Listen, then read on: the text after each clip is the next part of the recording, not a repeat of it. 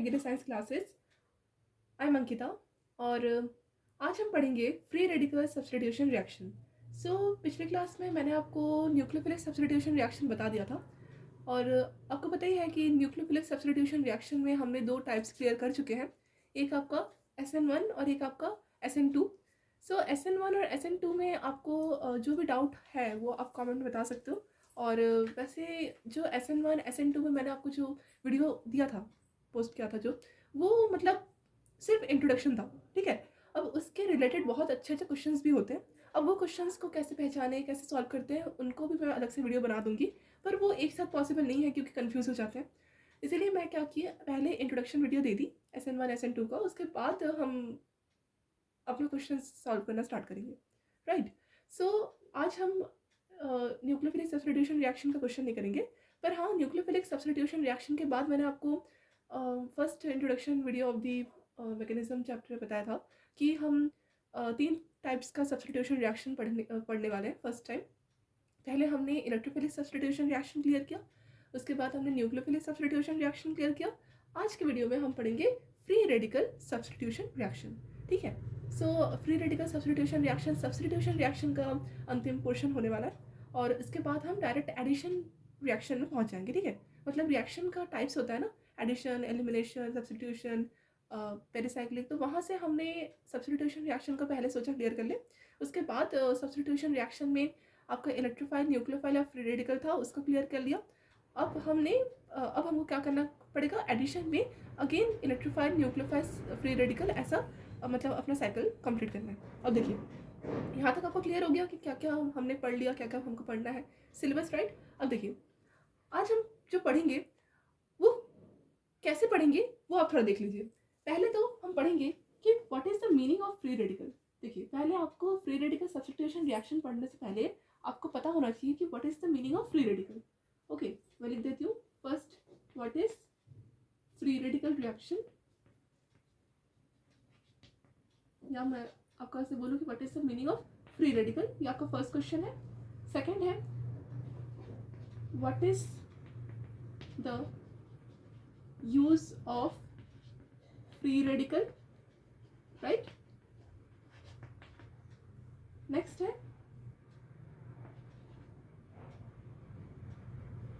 ये यूज हो गया। अब नेक्स्ट पढ़ेंगे, what are the types of free radical reaction.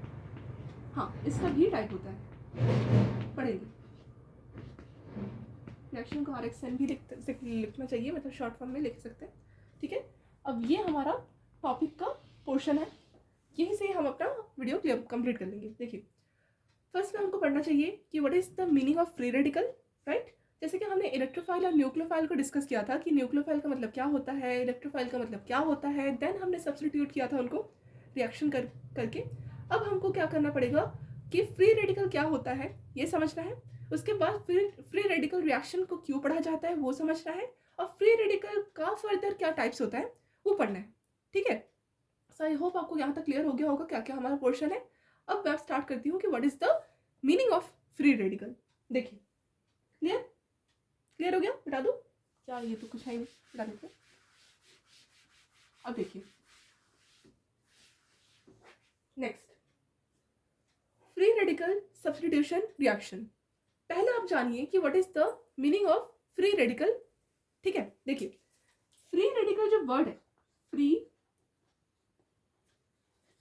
Radical जो वर्ड है वो एक्चुअल में रिप्रेजेंट करता है अनपेयर्ड ऑफ इलेक्ट्रॉन, ठीक है। फ्री रेडिकल एक ऐसा वर्ड है जो किसी भी एटम का अनपेयर्ड इलेक्ट्रॉन को रिप्रेजेंट करता है, ठीक है, बाय वन सिंगल डॉट, ठीक है। फॉर एग्जांपल, मैंने आपको एक एग्जांपल से अगर मैं आपको समझाना चाहूँ, फॉर एग्जांपल ये आपका है क्लोरीन, ठीक है, ठीक है। आपको पता है कि क्लोरीन में वैलेंस इलेक्ट्रॉन कितने रहते हैं, ये आपका क्लोरीन है ना, मतलब मैं छोटा सा लिख देती हूँ, क्लोरीन है। अब ये क्लोरीन का जो वैलेंस इलेक्ट्रॉन रहता है वो कितना होता है, 7।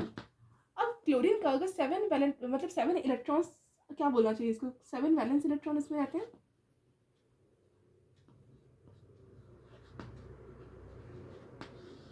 देखिए, अब 7 वैलेंस वैलेंस इलेक्ट्रॉन्स में आपको पता है कि जो मतलब क्लोरीन का चार्ज होता है वो ज़्यादातर -1 आता है, राइट। सो -1 क्यों आता है? क्योंकि क्लोरीन गेन कर सकता है एज कम्पेयर टू आर्गन, और ये आयनिक बॉन्ड बना सकता है। पर हमको अभी वो नहीं देखना, हमको भी एक्चुअल में चेक करना है कि क्लोरीन में इलेक्ट्रॉन्स कितने रहते हैं। क्लोरीन में एक्चुअल में तो 17 इलेक्ट्रॉन्स रहते हैं, पर उसके खुद के मतलब जितने हिसाब से वो बॉन्डिंग नेचर में शो हो सकता है उस हिसाब से उसके पास वैलेंस इलेक्ट्रॉन 7 रहते हैं, राइट। सो अगर क्लोरीन के पास 7 वैलेंस इलेक्ट्रॉन्स रहते हैं तो क्लोरीन का रिप्रेजेंटेशन कैसे होगा? ये आपका Cl है। अब Cl में आपको पता है कि 1 2 3 4, ठीक है, अगेन 5 6 7। ये आपको एक न्यू चीज़ दिख रही होगी कि जो क्लोरीन में ये जो पेयर्स है, ये पेयर्स आपको दिख रहे हैं। ये पेयर्स आपको क्या रिप्रेजेंट कर रहा है? Lone pair. क्या रिप्रेजेंट कर रहे हैं? Lone pair. अब ये लोन पेयर क्लोरीन में है, मतलब क्लोरीन में कुल मिला के अगर मैं आपसे पूछूं कि कितने लोन पेयर होते हैं तो आप बोलोगे कि 3 लोन पेयर। अब 3 लोन पेयर यहाँ तक क्लियर था, पर एक्चुअल में अगर मैं सारे लोन पेयर को काउंट करूं तो 1 2 3 4 5 6 इलेक्ट्रॉन्स टोटल क्लोरीन के पास पेयर्ड है ना। पर अगर मैं आपसे पूछूं कि क्लोरीन में एक्चुअल में अनपेयर्ड इलेक्ट्रॉन कितना है, ठीक है, क्लोरीन में एक्चुअल में अनपेयर्ड इलेक्ट्रॉन कितना है, तो आप बोलोगे कि मैम क्लोरीन में अनपेयर्ड इलेक्ट्रॉन एक ही है। आपको दिख रहा है ना, ये आपका एक छोटा सा डॉट है, ये रिप्रेजेंट कर रहा है क्लोरीन का 1 अनपेयर्ड इलेक्ट्रॉन।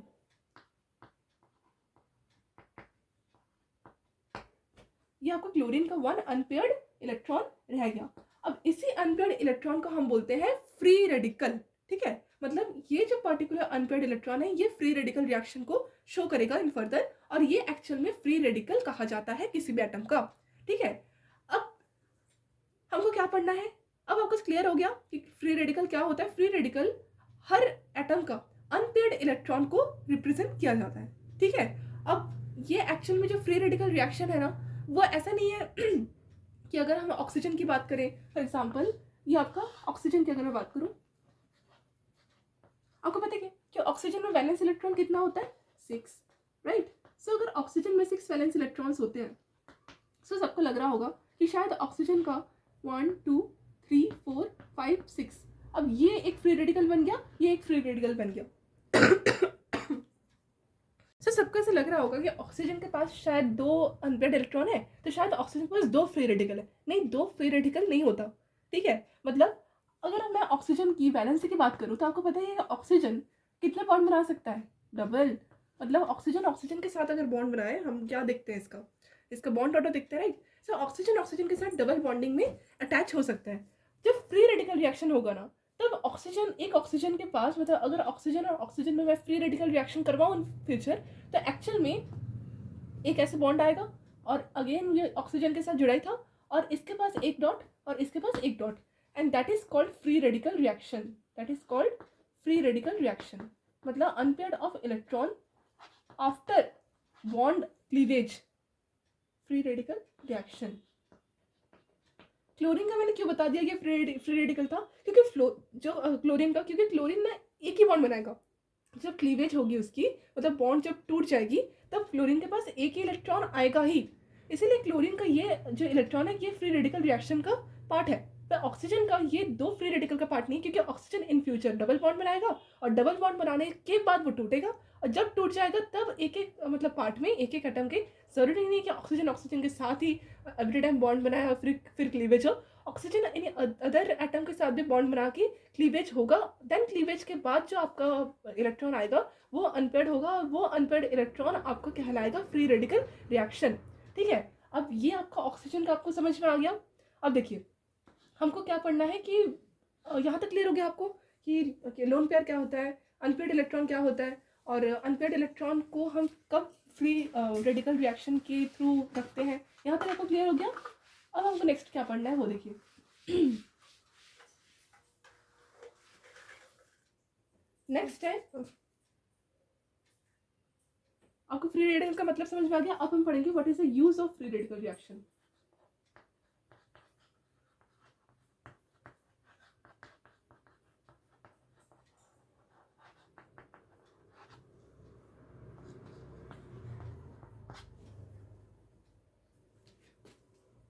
अब देखिए हमको फ्री रेडिकल का यूज पढ़ना है, राइट। सो फ्री रेडिकल का यूज़ मतलब क्या होता है कि फ्री रेडिकल का इस्तेमाल कहाँ किया जाता है। देखिए, फ्री रेडिकल हर रिएक्शन में आज आज के ज़माने में मतलब इन दिस इंडस्ट्रियल टेक्नोलॉजी, मतलब फ्री रेडिकल का रिएक्शन बहुत ज़्यादा हो रहा है। मतलब फ्री रेडिकल से बहुत फास्ट रिएक्शन होती है और फ्री रेडिकल से बहुत कुछ हमारे मतलब इन्वायरमेंट में न्यू न्यू चीज़ें क्रिएट होती है। ठीक है, सो आप बहुत सारे यूजेस में फ्री फ्री रेडिकल रिएक्शन देखोगे। अब फ्री रेडिकल का यूज़ हमको समझ में आ गया कि ये यूज़ कहाँ होते हैं। अब हमको क्या पढ़ना पड़ेगा कि फ्री रेडिकल को किया कैसे जाता है। ठीक है, मतलब फ्री रेडिकल को किस तरह से परफॉर्म किया जाता है। ठीक है पर पहले एक और आप देख लीजिए कि फ्री रेडिकल का टाइप्स क्या क्या होता है। ठीक है, फ्री रेडिकल का टाइप्स भी होता है। मैंने आपको पहले बताया था कि हम कौन सा अपना लेक्चर कौन सा कंप्लीट करेंगे, टाइप्स ना, टाइप्स सब्स्टिट्यूशन। सो सब्स्टिट्यूशन एक टाइप हो गया। एडिशन भी होता है।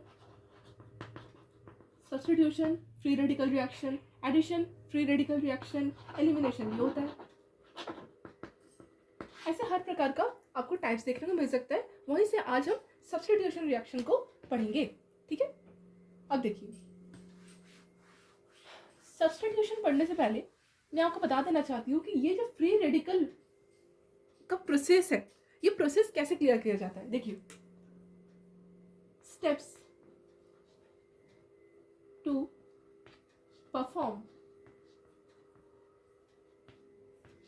Free radical reaction. देखिए, फ्री रेडिकल को पढ़ने से पहले हमको उसको स्टेप्स पढ़ना पड़ेगा, मतलब किस तरह से फ्री रेडिकल को किया जाता है। ठीक है, मतलब जब हो रहा होता है तब साइंटिस्ट ने उसको जब स्टडी किया तो क्या क्या देखा, ये हमको पढ़ना है। सो फर्स्ट जो स्टेप 1 होता है फ्री रेडिकल का, याद रखिएगा, वो होता है इनिशिएशन। मतलब इनिशिएशन का मतलब क्या होता है, कोई भी चीज़ को स्टार्ट करना। ठीक है, और ये जो इनिशिएशन प्रोसेस है ना, ये फ्री रेडिकल में ही दिखता है। ऐसा नहीं है कि आपको न्यूक्लियोफिलिक इलेक्ट्रोफिलिक सब में दिख, नहीं, ये स्टेप 1 जो होता है वो इनिशिएशन होता है। इनिशिएशन फ्री रेडिकल में ही दिखता है। ठीक है, मैं सिर्फ सब्स्टिट्यूशन की बात नहीं करूंगी क्योंकि सब्स्टिट्यूशन हम बाद में पढ़ेंगे। पर अभी आप समझो कि फ्री रेडिकल को परफॉर्म करने से पहले आपका जो स्टेप होता है वो फर्स्ट में इनिशिएशन कहलाता है। ठीक है, इनिशिएशन का मतलब होता है प्रोसेस टू स्टार्ट। ठीक है, देन स्टेप 2, इनिशिएशन के बाद आता है प्रोपोगेशन। प्रोपोगेशन प्रोपोगेशन में क्या होता है कि प्रोसेस टेंड्स, मतलब नेवर, ऐसे process never tends to the end. मैं स्टेप 3 पहले लिख देती हूँ। स्टेप 3 का मतलब क्या होता है, termination.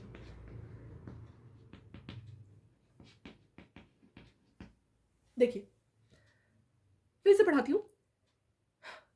Steps to perform free radical reaction. Free radical reaction का जो स्टेप होता है वो हमको पढ़ना चाहिए, मतलब उसको समझना चाहिए कि फ्री रेडिकल रिएक्शन कैसे हो रहा है। अब फ्री रेडिकल रिएक्शन जब हो रहा था तो साइंटिस्ट ने जब चेक किया तो उनको मिला कि फर्स्ट में फ्री रेडिकल रिएक्शन होने के फर्स्ट, मतलब जब प्रोसेस स्टार्ट हो रहा था तब आपका इनिशिएशन हो रहा था, मतलब फ्री रेडिकल बन रहे थे। ठीक है, स्टार्ट हो रहा था रिएक्शन। देन रिएक्शन जब स्टार्ट हुआ तो साइंटिस्ट ने चेक किया कि रिएक्शन खत्म ही नहीं हो रहा। मतलब एक बार जब फ्री रेडिकल रिएक्शन स्टार्ट होता है ना तो उसको रोकना बहुत मुश्किल है। ठीक है, सो उसके लिए उसके लिए जो स्टेप का नाम दिया गया वो दिया गया प्रोपागेशन। ठीक है, प्रोपागेशन का स्टेप का मतलब यही होता है कि process never tends to be end. ठीक है, मतलब जब इनिशिएशन हो जाता है ना उसके बाद डायरेक्ट टर्मिनेशन नहीं होता। टर्मिनेशन मतलब खत्म हो जाना ना, तो इनिशिएशन होने के बाद प्रोपागेशन होगा। मतलब प्रोपागेशन मतलब यहाँ जितने भी आपको स्टेप्स देखने को मिलेंगे, मतलब स्टेप 2 में जो प्रोपागेशन के जितने भी आपको लेयर्स देखने को मिलेंगे वो खत्म इतनी इजी से नहीं होंगे। ठीक है, मतलब एक बार आपका फ्री रेडिकल रिएक्शन स्टार्ट हो जाता है ना तो उसको रोकना बहुत मुश्किल है। सो उसको रोकने के लिए हमको अलग से अपना मतलब कुछ एक्टिविटीज करनी पड़ती है, तब जाके फ्री रेडिकल रिएक्शन रुक पाता है। ठीक है, जैसे कि हमने इलेक्ट्रोफिलिक रिएक्शन में देखा था, न्यूक्लियोफिलिक रिएक्शन में देखा था। ऐसे रिएक्शंस में क्या हो रहे थे कि उनका काम था मतलब चुपचाप एक जगह बन जा रहे थे और बनने के बाद वो रिएक्शन कर रहे थे, सब्स्टिट्यूशन, एडिशन ऐसे रिएक्शन कर रहेंगे। पर फ्री रेडिकल रिएक्शन एक ऐसी रिएक्शन है, जब तक हम उसको अपने मतलब एक्टिविटीज से उसको बंद नहीं करेंगे, तब तक फ्री रेडिकल रिएक्शन कंप्लीट नहीं होगा, स्टॉप होगा नहीं। ठीक है। सो फ्री रेडिकल रिएक्शन जब भी होता है ना, तब भी रिएक्शन का कोई भी मतलब, मैं आपको अगर ऐसे शॉर्ट बताना चाहूँ कि फ्री रेडिकल रिएक्शन का जो प्रोसेस होता है वो बहुत ज़्यादा लेंदी होता है। साथ साथ फ्री रेडिकल रिएक्शन को मतलब टर्मिनेशन के प्रोसेस के साथ ही पढ़ना चाहिए। ठीक है। मतलब अगर आपके पास टर्मिनेशन का कोई ऑप्शन नहीं है तो आपको फ्री रेडिकल रिएक्शन नहीं परफॉर्म करना चाहिए। ठीक है। अब देखिए यहाँ तक आपको क्लियर हो गया कि इनिशिएशन फर्स्ट होता है जहाँ पर फ्री रेडिकल बन रहे होते हैं। ठीक है। बनने के बाद आपका रिएक्शन स्टार्ट हो जाता है। जब रिएक्शन होगा तो रिएक्शन हो उस होने वाले प्रोसेस को हम बोलेंगे प्रोपागेशन।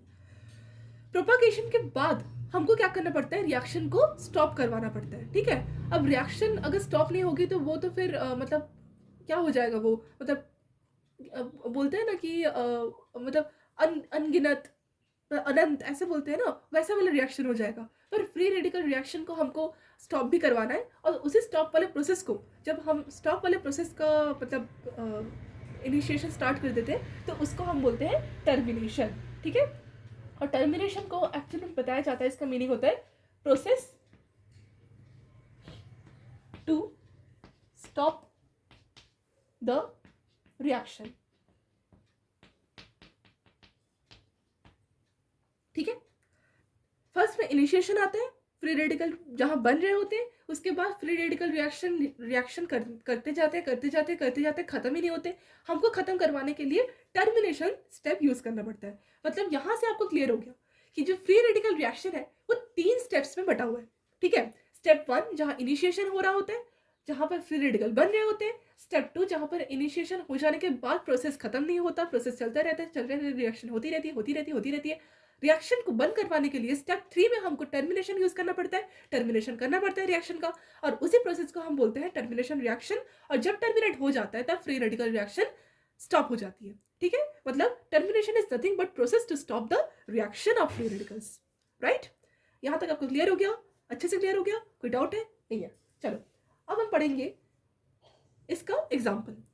ठीक है। अब आपको क्लियर हो जाएगा। बता दूं? चलिए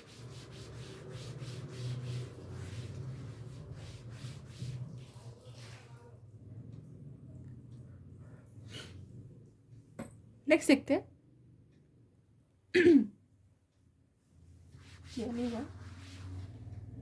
नेक्स्ट देखिए, इनिशिएशन, प्रोपागेशन, टर्मिनेशन को पढ़ाने से पहले मैं आपको एक चीज़ क्लियर कर देना चाहती हूँ कि ये जो फ्री रेडिकल रिएक्शन है ये एक्चुअल में दिखती कहाँ है। ठीक है।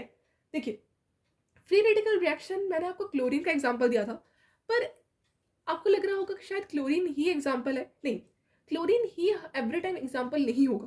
क्लोरीन तो बस एक इंस्टेंस था, पर ये जो फ्री रेडिकल रिएक्शन है ना, ये आपको मिथेन और बहुत सारे मॉलिक्यूल में भी देखने को मिल सकते हैं। ठीक है। और देखने को मिलेंगे ही, वो हम पढ़ेंगे कि क्यों देखने को मिलेंगे। ठीक है। अब मैं आपको ये सिखाऊंगी कि कंडीशंस, जैसे कि हमने इलेक्ट्रोफिलिक सब्स्टिट्यूशन रिएक्शन में कंडीशंस देखी थी, न्यूक्लियोफिलिक सब्स्टिट्यूशन रिएक्शन में कंडीशंस देखी थी। क्या था न्यूक्लियोफिलिक सब्स्टिट्यूशन रिएक्शन में कंडीशन? सॉल्वेंट के ऊपर हमको चेक करना पड़ रहा था ना कि सॉल्वेंट कैसा है, क्या है, उसके प्रेजेंस में क्या देखने को मिलता है, कब बैक साइड रिएक्शन होती है, कब फ्रंट साइड रिएक्शन होती है। ये सब हमने SN1 SN2 में देखा था। राइट। अब हम क्या देखेंगे कि conditions of applying free radicals. ठीक है। मतलब फ्री रेडिकल रिएक्शन ऐसे आपको दे देंगे, आपको समझ थोड़ी आएगा कि आपको फ्री रेडिकल ही करना है। अब कैसे समझोगे? तो पहले तो हमको देखना पड़ेगा कि क्या कंडीशंस दी गई है कि फ्री रेडिकल रिएक्शन ही होगा, ये समझ लें। ठीक है। वैसे तो आपको पता होना चाहिए, मैं आपको बता दूंगी लास्ट में कि फ्री रेडिकल रिएक्शन वही होता है जहां पर होना चाहिए, पर मैं आपको कंडीशंस पहले पढ़ाना चाहती हूँ कि what is the conditions of performing the free radical reaction. ठीक है। So conditions to perform free radical reaction, RX लिख देती हूँ। ठीक है। कंडीशंस क्या क्या होती है देखिए,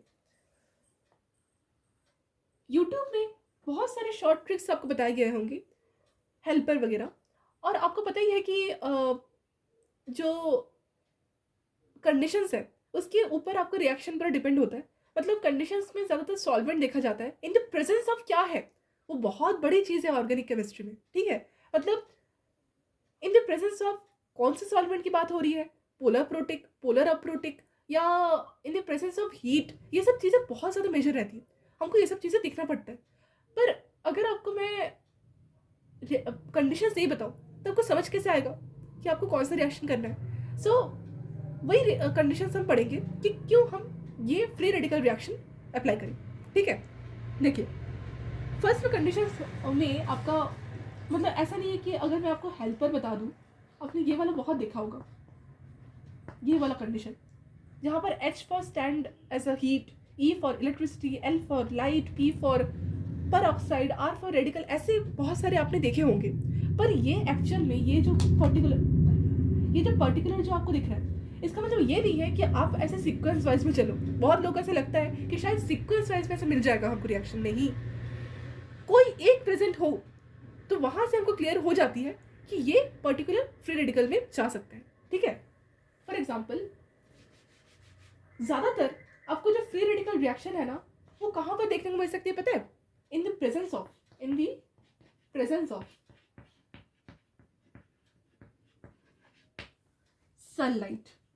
ये बहुत बड़ी एक कंडीशन है, फ्री रेडिकल होगा ही होगा, ये ऐसे हमारे कंडीशन में होता ही है।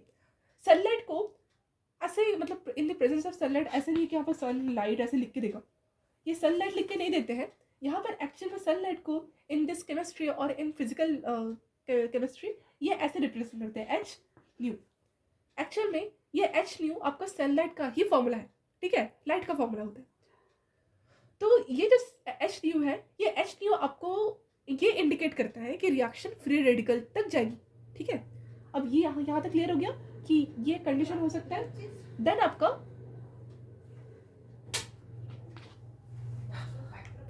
हो सकता है कि आपका जो रिएक्शन हो वो in the presence of sunlight ना हो सकता है आपका reaction in the presence of electricity हो, ठीक है। मतलब इलेक्ट्रिसिटी ऐसे दिखती है ना, electricity in the presence of electricity, ठीक है। मतलब अगर इलेक्ट्रिसिटी के प्रेजेंस में कोई रिएक्शन परफॉर्म की जाएगी तो उसको हम बोलेंगे इलेक्ट्रोलिसिस। अगर सनलाइट के प्रेजेंस में रिएक्शन परफॉर्म की जाएगी तो उसको हम बोलेंगे फोटोलिसिस, क्योंकि photo is nothing but Prakash, light, okay. यहाँ तक क्लियर? अब देखिए, यहाँ तक क्लियर हो गया। थर्ड है, हो सकता है आपका जब रिएक्शन हो वो दी गई हो इन द प्रेजेंस ऑफ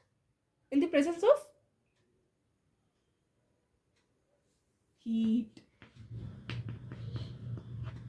ये जो आपको ट्रायंगल जैसे दिख रहा है, ये केमिस्ट्री में रिएक्शन करवाने के टाइम हीट का प्रेजेंटेशन करता है, ठीक है। हीट का ऐसे हम ट्रायंगल, इक्विलेटरल ट्रायंगल की तरह बनाते हैं, and that is your heat. In the presence of heat अगर आपको कोई रिएक्शन मिल जाए, क्योंकि आपको पता ही है sunlight is a form of heat, also electricity form heat का फॉर्म है। सो कहीं से कहीं आपको एक मतलब सिमिलैरिटी मिल रही होगी कि गर्म करना है रिएक्शन को, ठीक है। तब जाके आपका फ्री रेडिकल्स बनना स्टार्ट होंगे, रिएक्शन पॉसिबल है, ठीक है। ऐसे नहीं है कि हीट है मतलब फ्री रेडिकल होगा, नहीं। तब भी हमको रिएक्टेंट को भी देखना पड़ता है कि रिएक्टेंट में किस जगह कैसा आपको दिया हुआ है पर्टिकुलर सबस्ट्रेट, तब आपको समझ में आ जाएगा कि जो आपका रिएक्शन होगा वो फ्री रेडिकल होगा या कुछ एलिमिनेशन वगैरह भी होगा। क्योंकि आपको पता ही है कि फ्री रेडिकल रिएक्शन में हीट नहीं होता, हीट अलग भी होगा, हम पढ़ेंगे। पर in the presence of heat भी अगर आपको दिख जाए ना तो भी फ्री रेडिकल होने की संभावना बहुत ज्यादा होती है, ठीक है। यहाँ तक क्लियर? बता दो नेक्स्ट टाइम। अब देखिए, ये तो बस आपका कंडीशन था, पर एक्चुअल में रिएक्शन किसके थ्रू ज्यादा प्रोसीड होती है। मतलब ये तो आपके इन द प्रेजेंस ऑफ मतलब कंडीशंस थे। ऐसा तो नहीं है कि सनलाइट पे एच न्यू जो है एच न्यू को घुसा दोगे आप रिएक्टेंट में, ऐसा तो नहीं होगा ना। मतलब जब आप रिएक्शन करोगे तो हमको रिएक्शन में ऐसा कुछ चाहिए रहता है, मतलब ऐसा कुछ हमको मतलब पर्टिकुलर मैं आपको अगर बताना चाहूँ कि रिएक्टेंट के साथ आप किसी अदर रिएक्टेंट को ही तो रिएक्ट करवाओगे क्या। अगर रिएक्टेंट आपका कोई पर्टिकुलर मॉलिक्यूल होगा तो आप मॉलिक्यूल के साथ रिएक्शन करवा सकते हो, राइट? सो मॉलिक्यूल मॉलिक्यूल के साथ रिएक्ट कर सकता है। Molecule in the presence of अगर लाइट, इलेक्ट्रिसिटी ऐसे में अगर आ गया तो हो सकता है कि उसमें सिर्फ फ्री रेडिकल हो, पर अगर रिएक्टेंट के साथ रिएक्टेंट वाला कुछ हमको कंडीशन देखने को मिल जाता है ना, तो वो बहुत ज़्यादा इजी और बहुत ज़्यादा हमको, मतलब मैं अगर आपको बताना चाहूँ कि बहुत ज़्यादा हम अच्छे समझ सकते हैं कि फ्री रेडिकल बनेगा ही बनेगा। मतलब फ्री रेडिकल का जनरेशन जो होता है ना, वो बहुत मेजरली रिएक्टेंट के ऊपर भी निर्भर करता है, ठीक है?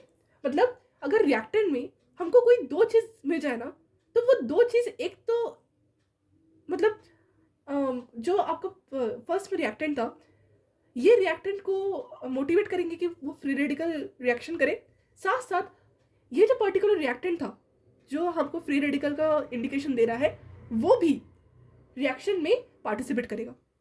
तो आप समझ सकते हो कि वैसे वाला रिएक्टेंट जहाँ पर कंडीशंस भी हो, वैसे वाले रिएक्टेंट्स जहाँ पर कंडीशंस भी हो, वो बहुत ज़्यादा मेजर रहती है, ठीक है?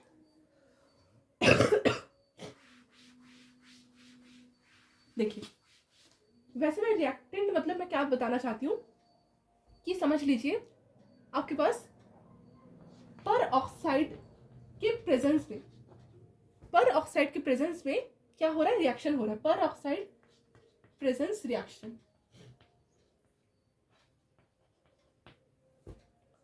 या फिर आपके पास रेडिकल्स के प्रेजेंस में रिएक्शन हो रहा है। इटसेल्फ रेडिकल्स मतलब हम क्या पढ़ रहे थे कि फ्री रेडिकल रिएक्शन को करें, कैसे समझे, उसको पढ़ रहे थे। पर अब हमको क्या पढ़ना है कि फ्री रेडिकल रिएक्शन रेडिकल्स ही रेडिकल्स बना सकते हैं, ठीक है? मतलब रेडिकल्स क्या होता है, अनपेयर्ड ऑफ इलेक्ट्रॉन वाला एटम। अब अनपेयर्ड ऑफ इलेक्ट्रॉन वाला एटम ही अनपेयर्ड कर सकता है कोई भी मॉलिक्यूल को, मतलब उनमें क्लीवेज करवा सकता है। अब हम पढ़ेंगे कि क्लीवेज क्या होता है, ठीक है? यहाँ तक आपको क्लियर हो गया? अब देखिए, रेडिकल्स मतलब कोई अनपेयर्ड इलेक्ट्रॉन वाले एटम ही आपका अनपेयर्ड करवा सकता है कोई भी बॉन्ड को। साथ साथ आपका जो पर ऑक्साइड है वो भी रिएक्शन पार्टिसिपेट करेगा। साथ साथ पर ऑक्साइड मतलब क्या कर फोर्स करेगा रिएक्टेंट को टू गेट अनपेयर। ओके, अब देखिए यहाँ पर आपको रेडिकल्स का मतलब क्लियर था। रेडिकल्स को मतलब फोर्स कर सकते हैं, मोटिवेट कर सकते हैं कि रेडिकल बन जाओ भाई। और पर ऑक्साइड भी अगर आपका प्रेजेंस में रहा रिएक्शंस के, तो भी आपका वो पार्टिसिपेट करेगा, साइड प्रोडक्ट बनेगा, और साथ साथ वो इंडिकेट भी करेगा कि हाँ रेडिकल्स बनेंगे, ठीक है? यहाँ तक क्लियर हो गया? अब देखिए, पर ऑक्साइड का मतलब बहुत लोग को क्लियर नहीं होता कि what is the meaning of पर ऑक्साइड। देखिए, पर ऑक्साइड मैंने आपको पहले क्लियर किया था, बहुत दिन पहले आपको रिएक्शन में समझाया था कि पर ऑक्साइड क्या होता है। पर ऑक्साइड ऐसा वाला स्टेट रहता है ऑक्सीजन का। पर ऑक्साइड में ऑक्साइड वर्ड तो आपको क्लियर हो ही रहा होगा कि what is the meaning of oxide. Oxide word में जो ऑक्सीजन है, वो ऑक्सीजन का वो वाला स्टेट है। पर ऑक्साइड में ऑक्सीजन का हमको वो वाला स्टेट देखना पड़ता है जहाँ पर ऑक्सीजन में -1 ऑक्सीडेशन स्टेट आता है। पर ऑक्साइड में ऑक्सीजन का वो वाला स्टेट देखना पड़ता है जहां पर ऑक्सीजन का -1 ऑक्सीडेशन स्टेट आता है, ठीक है? So that is the meaning of पर ऑक्साइड। एग्जाम्पल क्या क्या हो सकते हैं ये पर ऑक्साइड के? H2O2 हाइड्रोजन पर ऑक्साइड, ठीक है? Hydrogen peroxide is a type of peroxide where the oxidation state will be -1, ठीक है? अच्छा, और क्या हो सकता है? लिथियम पर ऑक्साइड Li2O2, ये सब पर ऑक्साइड्स है, ठीक है?